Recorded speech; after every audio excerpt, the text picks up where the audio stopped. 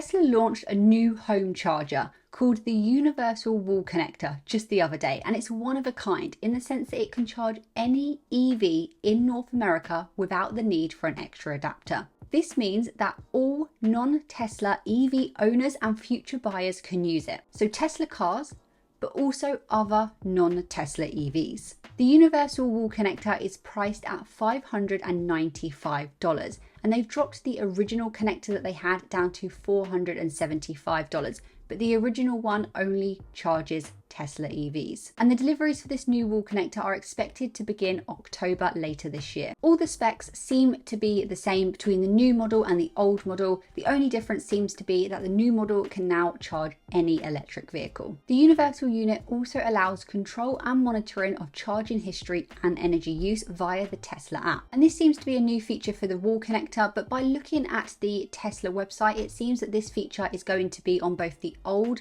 wall connector and the new. So you might be wondering why Tesla are bothering putting all of this time and energy into producing a new charger that can charge all EVs when they have a perfectly good one already that can charge their own vehicles. Well, firstly, it works towards their bigger mission of accelerating the world's transition to sustainable energy by helping all EV owners charge their vehicles with ease and efficiency, because Tesla products tend to be better, faster, and more reliable. They are making owning an EV compared to a combustion engine vehicle more attractive. All these seemingly small things that Tesla are doing are just helping to remove the barrier of entry. It basically simplifies the charging experience for EV owners by offering a single wall connector that can charge both Tesla vehicles and non-Tesla EVs. They may in turn actually increase the chance of EV mass adoption. Also, we have seen recently a lot of automakers have been announcing that they will be switching from the J1772 plug to Tesla's North America charging standard. So now Tesla will benefit from the use of non-Tesla owners paying to charge their vehicles at Tesla superchargers, because they tend to be better and more common in North America anyway.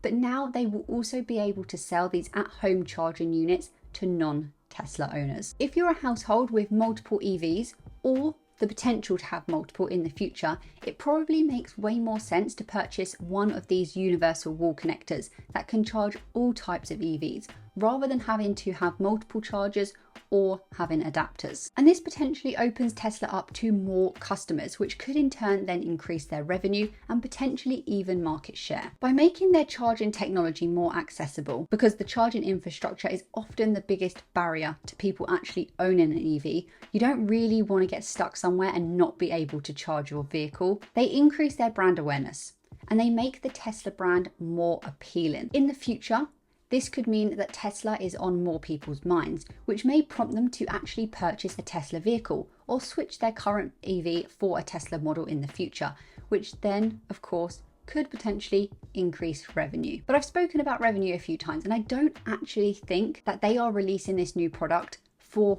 revenue purposes. They aren't going to make a gigantic difference to their overall revenue with this universal wall connector that sells at $575 per unit, and I don't even know how much it costs to manufacture. I think they are doing this more to put pressure on competition, and they successfully made their supercharger network the best. So many other companies actually want their customers to be able to charge their vehicles at Tesla superchargers. And like I said, these companies will be moving to the Tesla North America charging standard and adopting that. So now they probably want to own and dominate the at-home charging scene as well. I think it's more strategic and works towards their bigger mission overall than just doing this all for revenue. So we need to talk about ecosystems.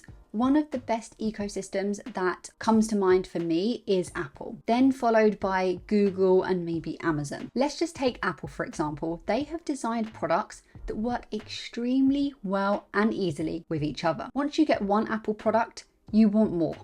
And once you get one product, you're kind of locked in to Apple as a brand because of the pure convenience. All of the products act unified together and they work seamlessly with each other. So straight away, right there, having an ecosystem helps to lock customers in. and they're less likely to switch to a competitor's product. And it makes it harder for new companies to actually come in and enter the market space, because it's very unlikely that the end customer, the end consumer, would actually want to undergo the hassle of having to switch all of their products. And most likely they've spent a lot of money on owning different products within the company's ecosystem. If I were to change my phone, I would also have to pay money to change my headphones, because currently I am using the Apple AirPods, which are amazing with the iPhone. Truly wonderful, great investment by me, well done. But I would have to switch them out because they are not compatible with other types of phones, which kind of leads on to another thing about ecosystems, and that is that you can upsell other products because they are all complementary to the core offering. Now, Tesla is also building its own ecosystem. It's not yet as established as Apple's is, but they are getting there. And this is really cool and important to know, and I don't actually think that a lot of people really sit to consider this. So you have the EVs at the core of their ecosystem. Then you have the charging infrastructure. You have the supercharging networks that are distributed globally. They're getting there anyway. And then you have the at-home charging options as well, with the latest addition coming from this universal wall connector that's just been released. And like we said, this new universal wall connector is better than the previous version, and at the moment it is one of a kind. Then you have solar energy. So you have the roof panels and the roof tiles, which of course help to generate energy. Then you have storage for that energy that you've just created. So if we're talking about a home, we are speaking about the power wall.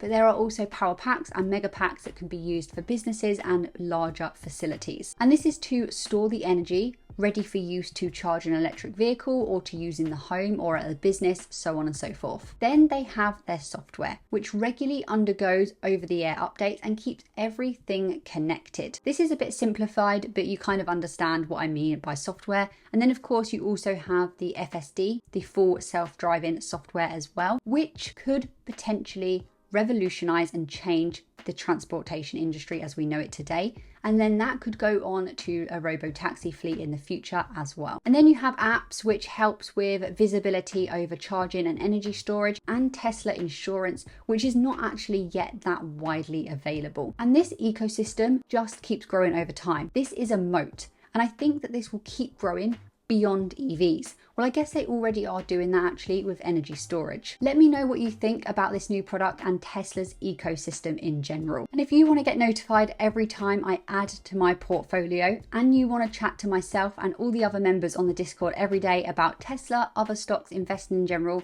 then consider joining the Patreon. I'll leave a link in the description below. Thank you for watching this video. Hope you have a great day wherever you are, and I'll see you in another one very shortly.